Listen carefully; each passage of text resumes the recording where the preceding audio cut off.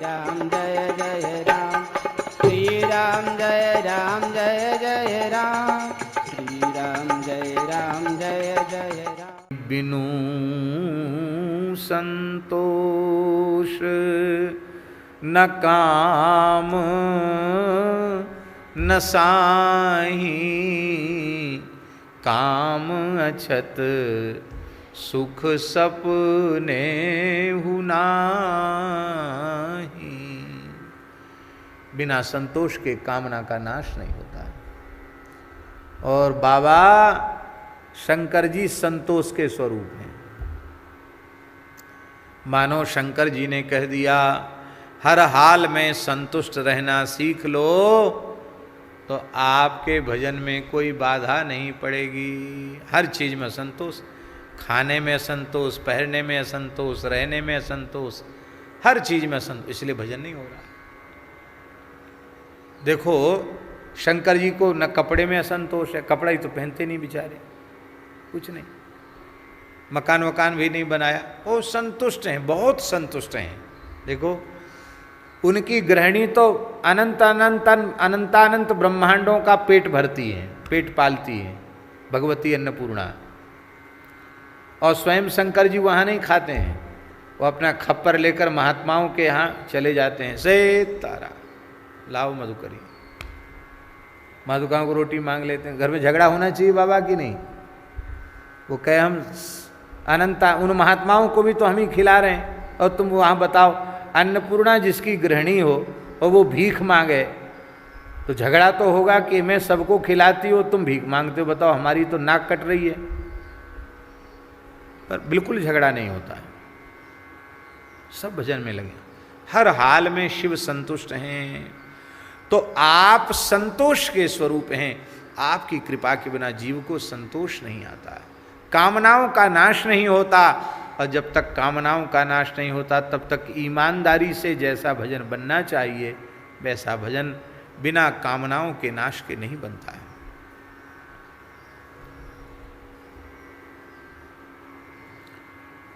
एक बात कह दें, बड़ी अच्छी बात।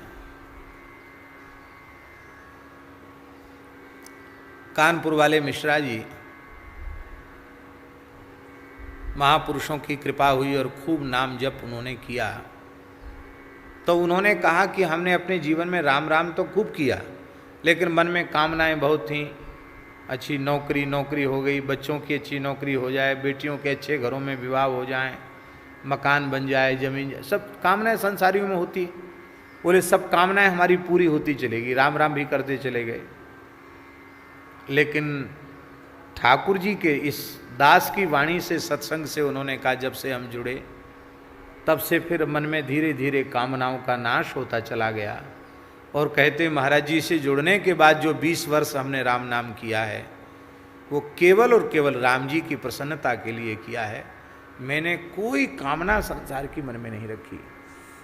और ये कहा कि मैं पूर्ण आनंद में हूं, पूर्ण सुखी हूं।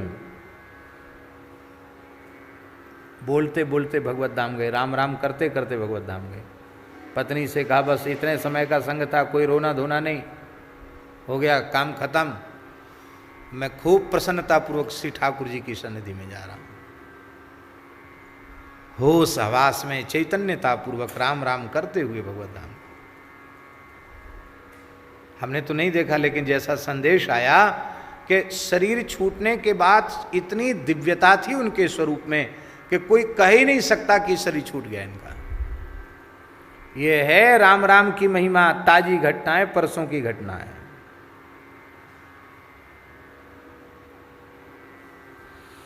इसका मतलब है कि राम राम तो तमाम लोग करते हैं, पर वो राम नाम कामनाओं में अटक भटक जाता। अयोध्या जी में एक महात्मा थे, बड़े सिद्ध पुरुष थे, श्री राम रगड़े बाबा।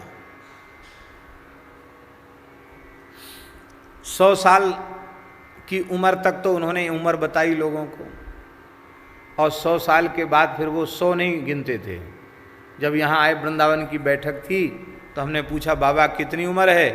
बोले 27 बरिस। 100 हटा दिया उन्होंने, 127 साल की उम्र थी उनकी। बोले 27 बरिस। बड़े अच्छे महात्मा थे बाबा श्री राम रगड़ेदास जी महाराज। तो जब उनकी शरीर में बल था तो उन्होंने जो साधन किया, तो प्रहलाद घाट है अयोध्या जी में, प्रहलाद घाट पर बट का पेड़ है, अभी भी है। वो जैसे बंदर चढ़ जाता है ऐसे बट के पेड़ पर चढ़ जाते थे, वहीं रहते थे, वहीं अपने सालग्राम जी रखते थे, वहीं भजन करते थे। तो सरयू स्नान के लिए उतरते थे, स्नान वगैरह के लिए उतरते थे, बाकी फिर बट पे ही चढ़ जाते थे। वहाँ कौन जाएगा उनको चरण छूने प्रणाम करने। ठंडी गर्मी बरसात बहुत लंबे समय तक रहे और बड़े बड़े विचित्र नाटक करते थे श्री राम रगड़े बाबा। खूब बढ़िया संत सेवा भी करते थे।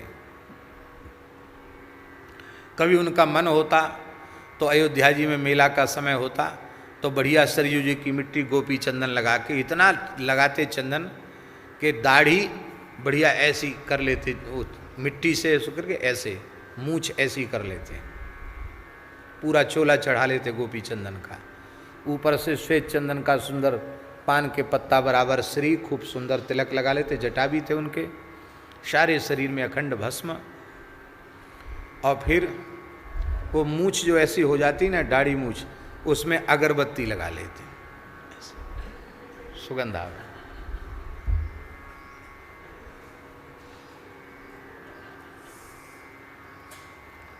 राम रगड़ा सबसे तगड़ा, खड़े हो जाते।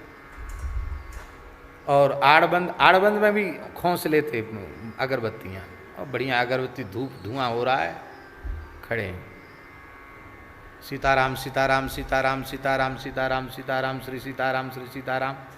अब परिक्रमा चल रही अयोध्या जी की, वो प्रहलाद घाट के सामने से निकलती परिक्रमा। जिसके गले में देखा कि कंठी नहीं है, एक जोर से हाथ पकड़ा, इतनी जोर से हाथ पकड़ते लगता हाथ ही टूट जाएगा। जोर से हाथ पकड़ा, हाथ पकड़ के कान में जोर से कह श्री सीताराम, और तुरंत एक तुलसी का हीरा गले में डाल, चल बच्चा, नेवरा डोल रहा था बस। अब उनको कोई स्वार्थ नहीं था, लेकिन अयोध्या जी में आया है, परिक्रमा दे रहा है, गले में तुलसी नहीं है, कान में नाम नहीं, श्री सीताराम जोर से कान में बोल के तुरंत हीरा गले में डाल देते, जा। बड़े से बड़े पहलवान की हिम्मत नहीं जो उनसे छूट जाए, और ऐसा शरीर था, दिव्य महापुरुष थे, हमने खूब दर्शन किया। तो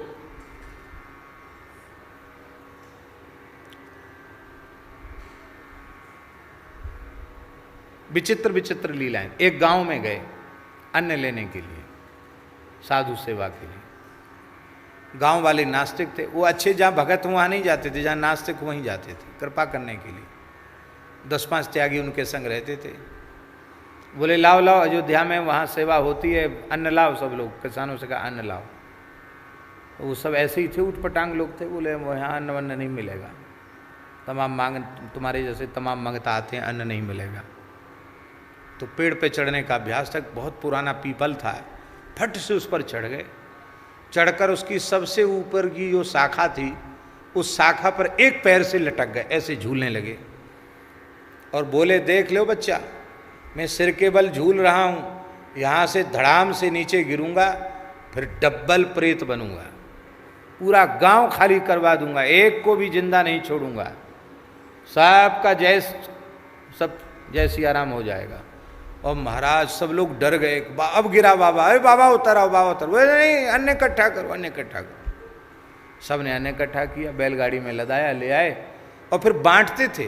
वो परम विरक्त महात्मा थे, कोई संग्रह वग्रह नहीं था, लुटाते थे। माघ मेला में भी वो पधारते थे, कुंभ में भी पधारते थे। कुंभ में ही उनका शरीर पूरा हुआ था। बड़े अद्भुत महापुरुष थे। अयोध्या जी में क्या, भारतवर्ष में सभी उनका आदर करते थे। श्री राम रगड़े दास जी महाराज, श्री राम रगड़े बाबा लगभग 130 वर्ष की आयु में भगवत धाम वो पधारे। तो एक बात आ गई, कामना शून्य होकर राम राम करने की। एक मोटा भगत आ गया।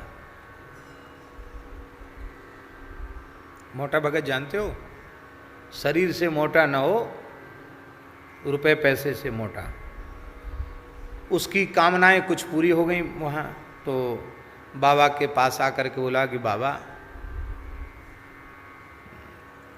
आपकी अनुमति हो तो ये पूरा स्थान हम बढ़िया सुंदर, अभी तो साधु लोग आते थे, बाबा हम अपनी कुटिया बना लो, बोले हैं बना लो, तो साधु ने अपने ढंग का झोपड़ा उपड़ा डाली, ऐसा था प्रहलाद घाट, एकदम पकड़ सा स्थान।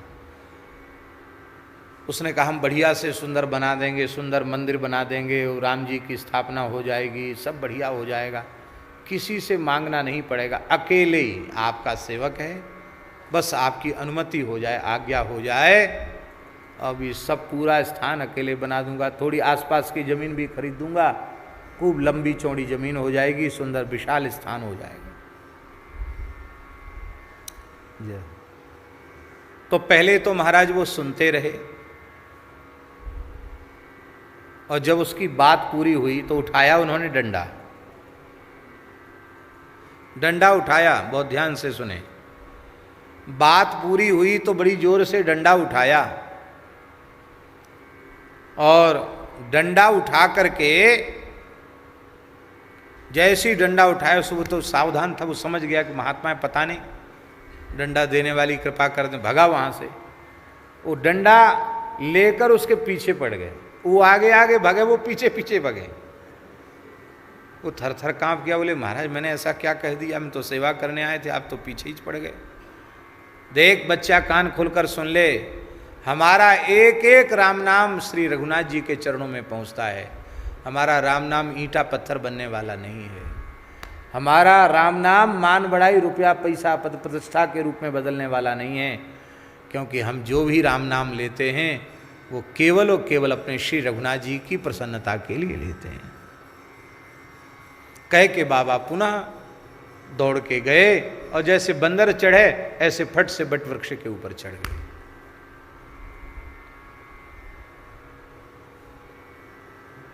भैया कामना शून्य होकर भजन करना, भजन करने वाले के भीतर कई बार कामनाएं भी पैदा होती हैं, पर रो रो कर भगवान से प्रार्थना करने की, हे प्रभु, जैसे किसी छोटे बालक के हाथ में लड्डू लग जाए, लड्डू हाथ में पड़ जाए और उस लड्डू में जहर पड़ा हुआ है, और उसकी माँ को पता चल जाए कि ये जहरीला लड्डू बालक के हाथ में आ गया, तो क्या माँ उस बालक के हाथ में वो लड्डू रहने देगी? उसके मुंह में लगाने के पहले ही बलपूर्वक उसका लड्डू छीन लेगी, उसका हाथ धो देगी, अपने आंचल से पोंछ देगी। भले ही वो बालक नहीं समझता कि लड्डू जहरीला है, और वो बड़ा दुखी होगा, माथा पटक लेगा, रोने लग जाएगा, मैया को नोच लेगा, छोटे बच्चे काट भी लेते, काट भी लेगा, लेकिन इतना सब कुछ सह के भी माँ उस जहरीले लड्डू को बालक को नहीं खाने देगी।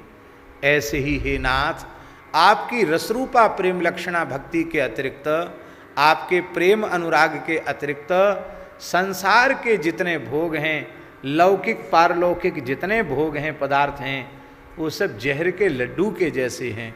हमारे प्रारब्ध के अधीन होकर मेरे हाथ में भी आ जाएं तो भी आप कृपा करके हमसे छीन लेना। भले ही हम रोवें, नारद जी बड़े रोए गाए कि हमारा ब्याह क्यों नहीं होने दिया, भले ही रो गाए, लेकिन भगवान ने ब्याह नहीं होने दिया नारद जी का, उसमें भलाई नहीं थी, नहीं ब्याह होने दिया। तो इस प्रकार से प्रभु आप हमारा हित कीजिए, जेहि विधि होए नाथ हित मोरा, करहु सुवेग दास में तोरा, है ये प्रार्थना करते रहना। कामना से भजन का जो सर्वोत्तम फल हमें मिलना चाहिए वो नहीं मिल पाता है। इसलिए निष्काम भाव से किया गया जो भजन है, निष्काम भाव से की गई जो भक्ति है, उसी को सर्वोपरि भक्ति माना गया। क्योंकि जब व्यक्ति कोई कामना करता है तो जिस पदार्थ की, जिस वस्तु की प्राप्ति की कामना करता है, वो वस्तु उस पदार्थ का भक्त होता है, देवता का भक्त नहीं होता है। क्योंकि देवता की भक्ति तो हो गई साधन, देवता तो हो गया साधन, और वो विनाशी संसार की वस्तुएं हो गई साध्य। तो भगवान अविनाशी हैं, वो तो हो गए साधन, और संसार की विनाशी वस्तुएं हो गई साध्य। ये बुद्धिमानी हुई कि मूर्खता हुई? विनाशी शरीर से अविनाशी को प्राप्त कर लिया जाए, ये तो हुई बुद्धिमानी। और अविनाशी भगवान की भक्ति करके विनाशी भोगों को प्राप्त किया जाए, ये हुई मूर्खता। इसलिए चाहे भगवान शिव की उपासना करो, चाहे भगवती की उपासना करो, चाहे गणपति की उपासना करो, चाहे भगवान रामकृष्ण नारायण की उपासना करो, उपासना निष्काम भाव से होनी चाहिए, कामना नहीं। और एक बात और हम निवेदन कर दें आपको, कामना वाली भक्ति करने वाला व्यक्ति बहुत घाटे में रहता है। उदाहरण दें आपको,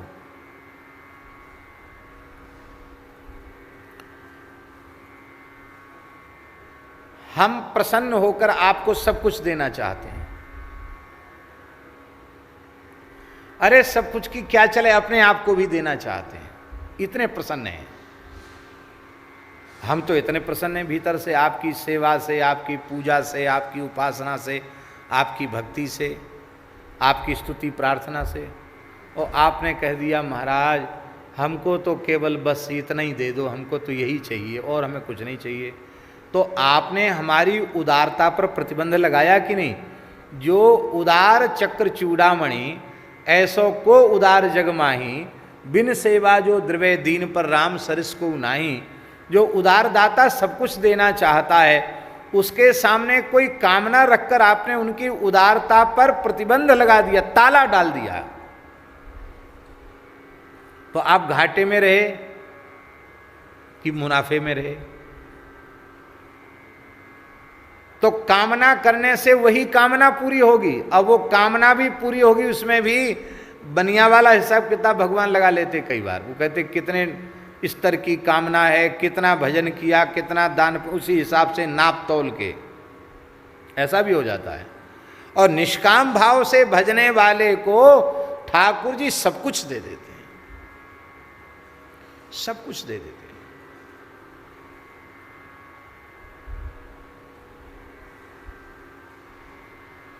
इसलिए कामना नहीं करनी, एक ही इच्छा करनी, जे ही प्रिधि प्रभु प्रसन्न मन होई, करुणा सागर कीजिए सोई।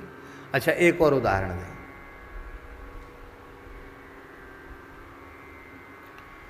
छोटा बच्चा अपनी मां के आश्रित होता है माता पिता।